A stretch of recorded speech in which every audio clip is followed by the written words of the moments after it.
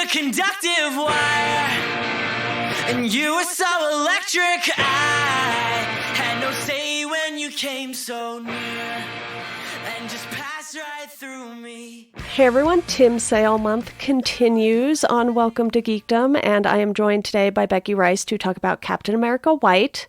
I do want to preface this by saying this is this is my least favorite of the Color series, and none of the reasons have to do with Tim Sale. So, Becky, how are you doing today? I'm disappointed. I was so excited that you were doing this series because I've read Hulk Gray, I've read Daredevil Yellow. I have now read Captain America White. I still have not read Spider-Man Blue, but I was really excited. I really enjoyed Captain America. I've enjoyed most Captain America comics. I really like Tim Sale. I loved the other Color series ones. I know that this one was much more recent, which we will talk about down the line. And this it didn't do it for me. And that bums me out because this is not that podcast, right?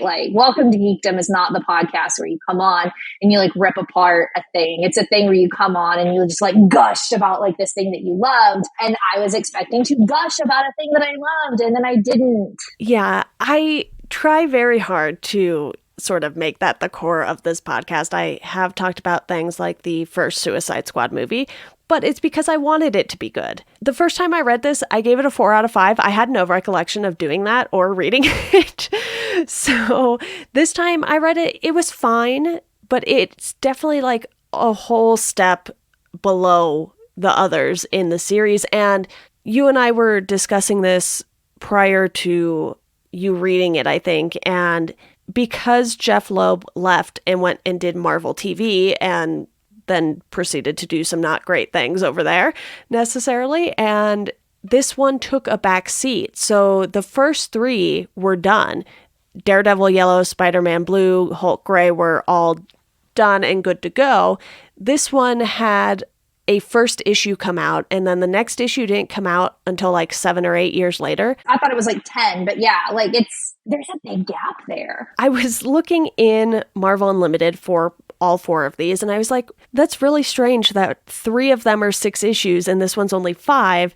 And it's because the first issue came out so long ago, they dubbed it issue 0 and just combined it with issue 1 when they finally got around to releasing them. So the first issue in Marvel Unlimited is 52 pages. So it is 2 issues, but I was just this is weird. So it made me look into it, and I was like, oh, that explains a lot. And the difference between Captain America White and the other 3 stories in this series is the fact that this is not sort of reminiscing on a romantic relationship, because with Daredevil, he's basically talking to Karen.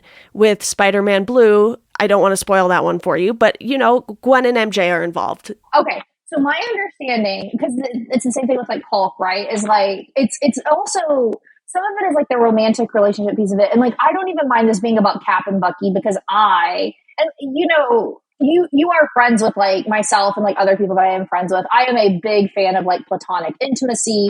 I think that there are things about I think that there are things to explore within intimacy that's more interesting than right. Romance, right? And so that did not actually bother me. What bothered me is that in Daredevil Yellow and in Hulk Gray, and I'm assuming it's this way in Spider-Man Blue, something is being said or left behind for... Or felt for someone who is no longer able to communicate with that person for one reason or another. And that is not the case here.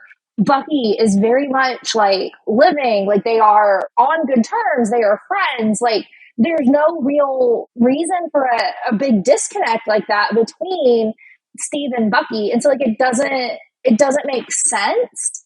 I don't understand who this is for, why this was written, what's the point? And then at the end, they're at the gravesite, and it makes it seem like both Bucky and Cap are dead, but we know Cap isn't dead. It wouldn't make sense for them to be at this point. I mean, I didn't read it as it came out, but it wouldn't, no. Because the thing with all of these is they're going back in time to the characters' beginnings.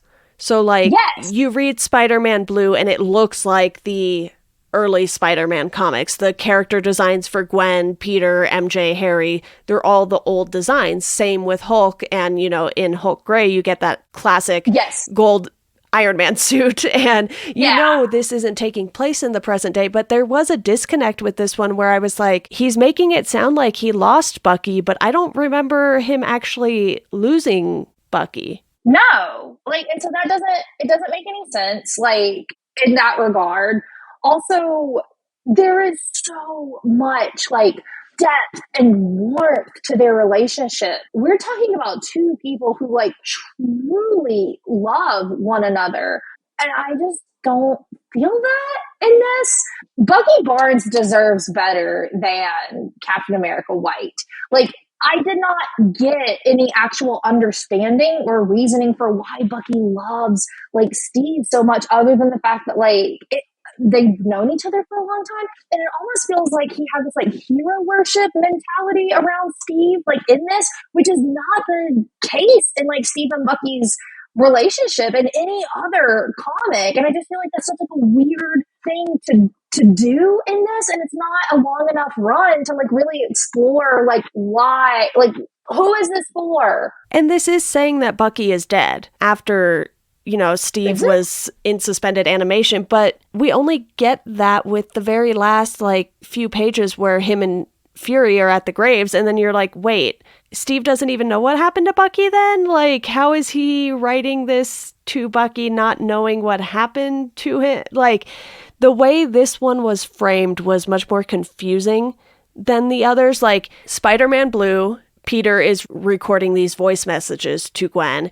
In Hulk Gray, Banner is talking to his therapist friend and sort of reliving these moments and how much he cared for Betty. And in Daredevil Yellow, Matt is writing to Karen, who we know is dead because it says so. And we know that's sort of her storyline in so many of the comics. But this one, he's reliving a mission that did not result in Bucky's death. So it was very unclear that Bucky was dead at the beginning of this one. Yeah, there are things that aren't necessarily related to one another. Because with the others, it's going back to the very beginning. So I guess this is the beginning of Steve and Bucky teaming up together. It also felt a little too Batman and Robin for me, with Bucky's boots and the way he was doing gymnastics through the air. I was like, I don't think Bucky is Dick Grayson here.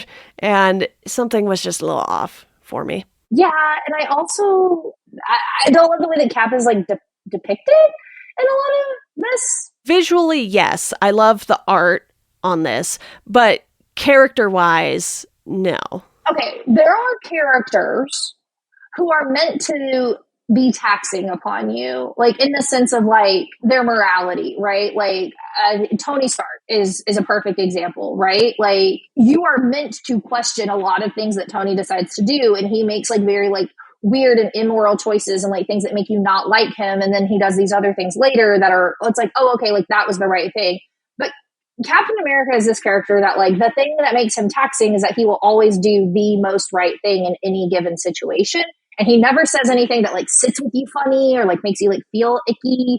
And then there's this part in this where he's talking about mercy and victims showing mercy with the French woman. Okay. Do you remember what I'm talking about? Yeah, because she just comes in and was oh, we pushed them off the cliff. And he's you did what? Which, yeah, and to be fair, I think that I do think that the thing that Captain America would say and do in that situation would be something along the lines of you should take the moral high ground, and just because somebody did something to you doesn't mean that you have to there's no sense in taking that back out on them, because who wins in that way? That's not how that felt though. Reading it just felt he felt angry. Yeah.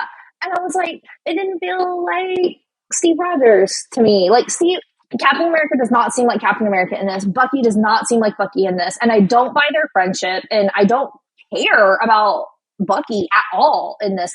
Nothing in this made me care about Bucky Barnes, and I hated that. Did he feel very whiny to you? Yeah.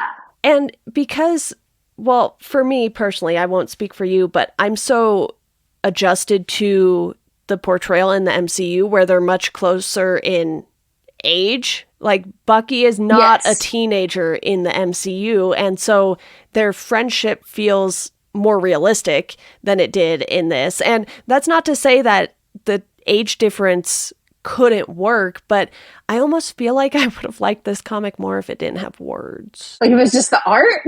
Yeah. The art is very good. The art direction in this is very good. Because Tim Sale's facial expressions kind of tell you everything you need to know. And I think that would have just played better for me if it didn't have words. And look, I've really, really enjoyed things Jeff Loeb has written, as much as I don't particularly enjoy saying that now, knowing that he's not a fantastic person by any means. But you know this, I absolutely adore The Long Halloween. And I think that story is really, really good. But because it is. With this, it was just like, okay, did Steve actually suffer this loss? Or did he find out after he woke up from a suspended animation that Bucky was dead, and now he's like trying to have experienced it in real time? The other thing too is that like nothing big or gripping or like really there's that much control over happened to Bucky that to grieve and like be upset about. Like, the only point being made here is that Bucky shouldn't have been in the war in the first place. Yeah, like, no shit. War is bad. War is bad. World War II was bad. Nazis and you are sent a bad. child. Nazis are bad. It's bad to send children to war. Like, no shit. But guess what? Like, we've been doing that for a very long time now, right? Like, sending very young children to war. If this was actually exploring that, I think I would be like, okay, yeah, like, let's really dig into that and talk about like how traumatizing that is, like, and how absolutely awful that is. But it's not. It's just like a passing statement of like, it is bad and sad to watch children die in war. And that's it. It's like done. And I'm like, well, you're not saying anything new. You're not saying anything unique about it. You're not really even exploring that. And like all of these other stories are about, I did this thing. I slipped up. I made this mistake, and that led to me losing you. But that's not the case with this one. And it feels like the first issue came out and got started, and they never revisited it.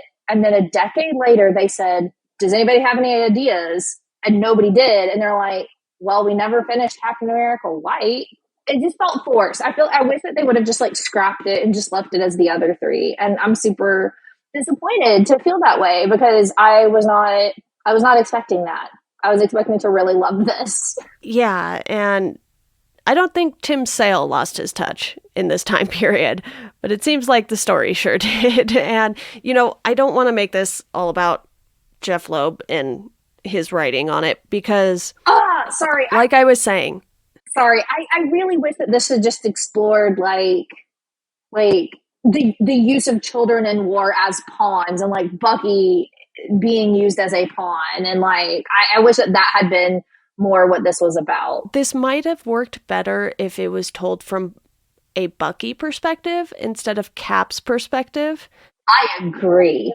I think this particular story would have made more sense as a Bucky Barnes story than a Steve story. I didn't think about that, but when you said it, I was like, oh. I don't even think the story itself would have I mean, obviously the story would be different, but like it could have been a very similar premise. I think it could have been more about a loss of innocence / childhood than an actual person.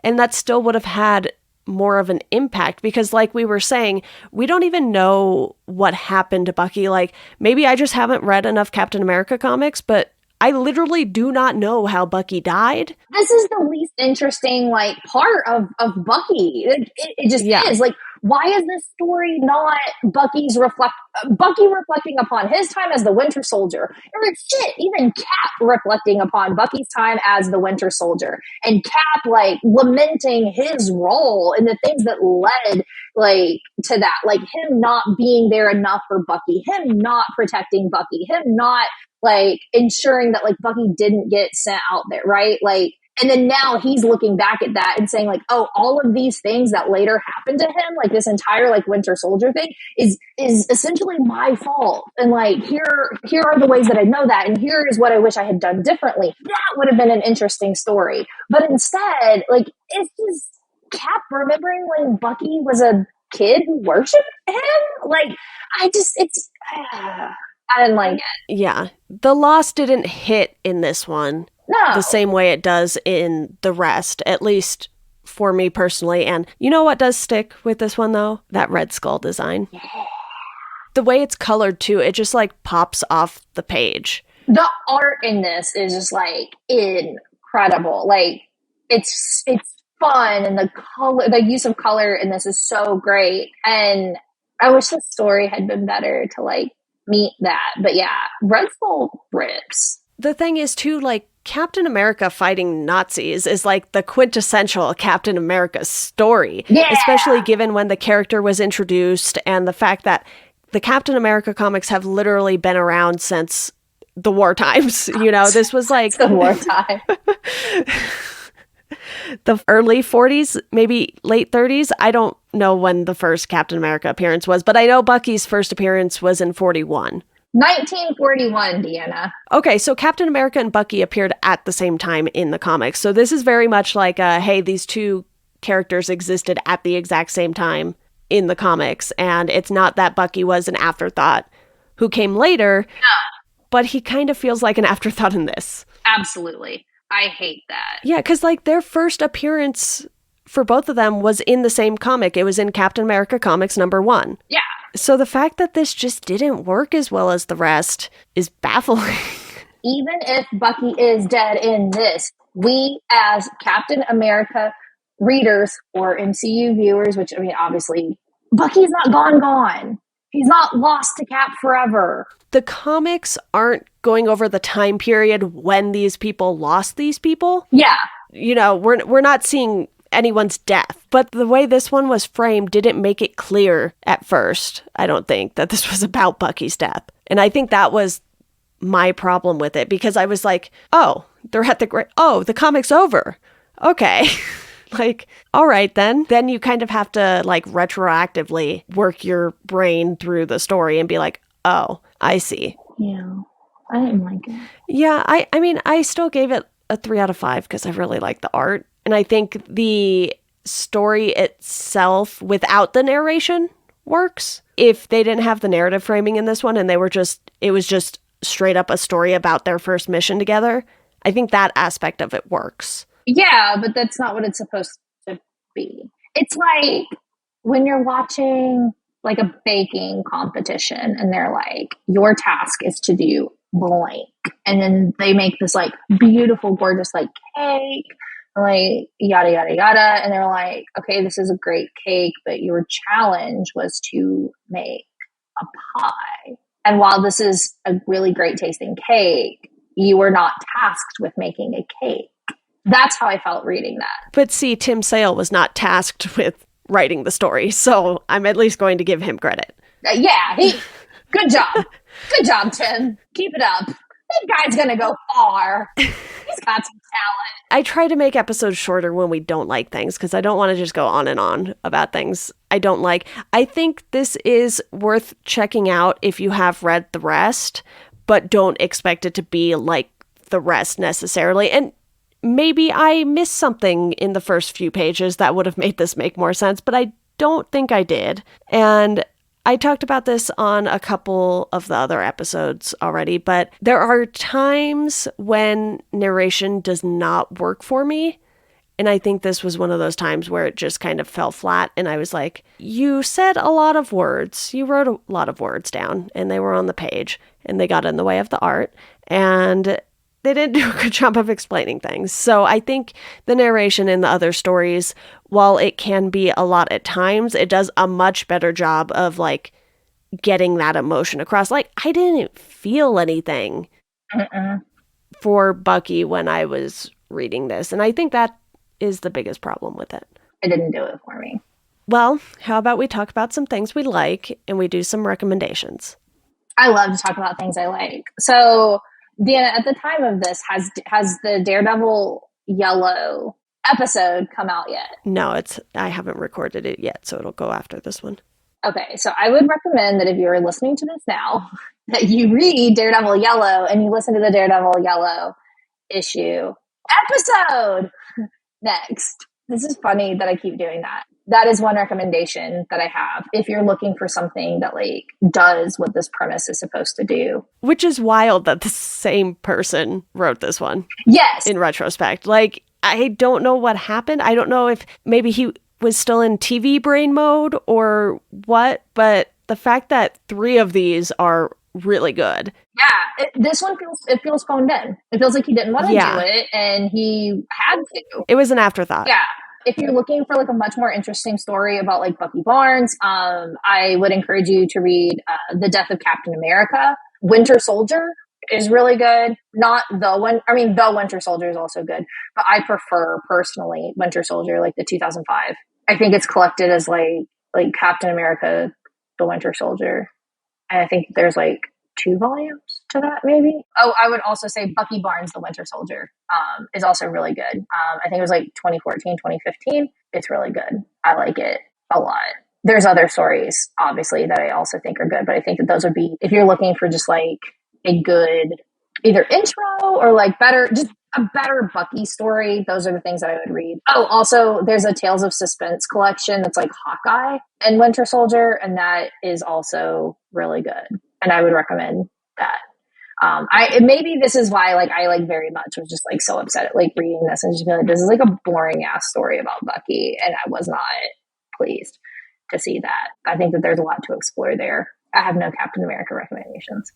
I've never read a Captain America comic in my life. I should have come with Captain America recommendations. I did not. This is what you get. I think people should read more about Bucky. Winter Soldier is a Captain America comic. Well, The Death of Captain America is certainly about Captain America in some sense. Yeah, well, both of those are. So that's 2 of them. So like, there you go.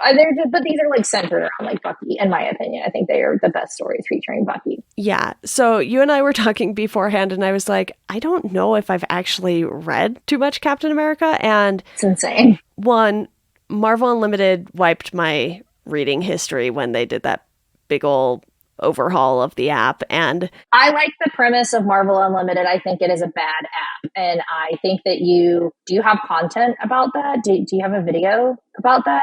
I might have a few videos about Marvel Unlimited over on my YouTube channel. And so I was thinking back and I was like, I know I've read a Captain America story, but the Captain America story I read was when Sam Wilson took over. And it's good. So I am going to recommend Captain America Sam Wilson from 2015, and it ran through 2017. So I think it was about 25-ish issues. So I don't have as many recommendations as Becky does, but that's okay because Becky had lots of recommendations. So you all have plenty to read now. I feel like every time you ask me for a recommendation on something, if it's for something that like a lot of people have read or like a character like everybody knows, I'm like, let me think about that. But then you can be like, Becky, what are the best comics with Bucky Barnes? Or like, Becky, what Moon Knight comic should I read? Or like, Becky, I'm thinking about getting into Dead Man. And I'm like, oh, here's a big list of what you should read. Like, I only care about like those.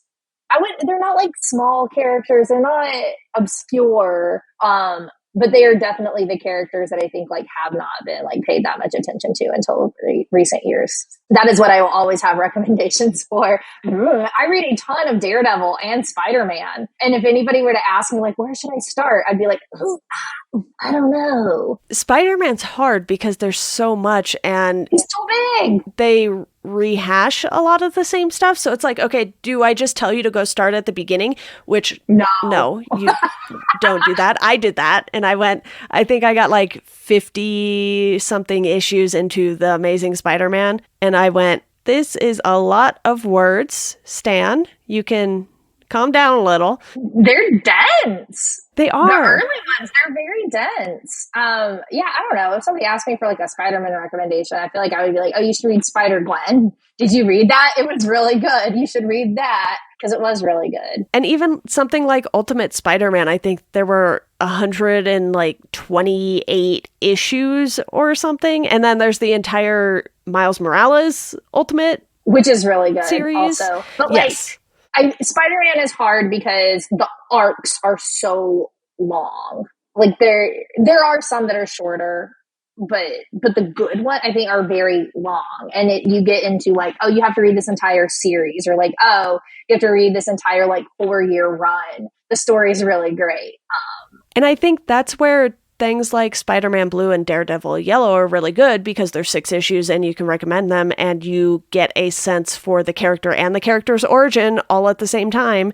And I would even throw something like Spider-Man Life Story into that category now, because it's like, what if Spider-Man actually aged? And it's a set number of issues and you don't have to read hundreds of comics to get those major plot points, because they're covered in a much more condensed format. But Becky, I know you and I could talk about comics all day, but I think you have things to do. I don't have things to do, but you do. I do. So thank you for joining me to talk about not enjoying Captain America White quite as much as the others. You'll have to let me know when you read Spider-Man Blue. I will. You can literally blow through it in like 30 minutes. It's that good. I think I said the recent future. The recent future, yes. The future, like the close future, the not so distant days of future past. We are super good with words here on Welcome to Geekdom. It's only my 4th podcast recording of the day, so it's fine. Your brain is mush. It usually is. That's okay. I hope the listeners don't mind. But Becky, thank you for joining me. I'm sure you will be back soon. Yeah, and I will see you soon. Yes, you will.